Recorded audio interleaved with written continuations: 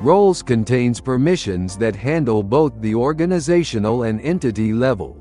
Each user that is added to the system will need to be assigned to a specific role. The information in this video will be on how to view, add, update, or remove a role. Using a web browser, access the VersaVision software. From the home page, select the three-line menu icon in the top left corner of the screen. Select Administration, then select Roles. After the Roles page loads, there will be a list of all existing roles and the number of users assigned to that role. Every system will have an administrator role enabled by default. Select the role from the list that you want to view or update. The Edit Role interface will load on the right side of the list. There will be two sections presented: Organization Permissions and Entity Permissions. All of the permissions under Organization will be the applications that are found in the Administration section. All of the permissions under Entity will be for all other applications.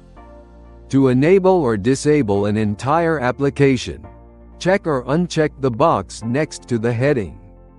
To enable or disable a specific feature, flip the switch on or off. If changes are made to the role, select Save in the top right corner of the screen. To add a new role, select Add New, located at the top of the roles list.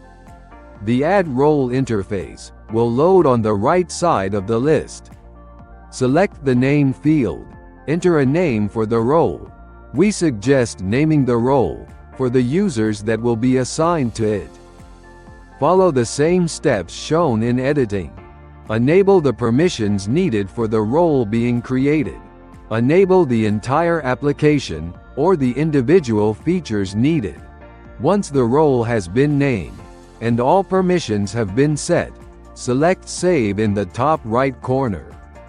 The role that was created will show in the roles list. To remove a role, select the three-dot ellipsis for the specific role. Select Delete from the menu. On the confirmation window, select Delete to remove. The role will no longer show in the list.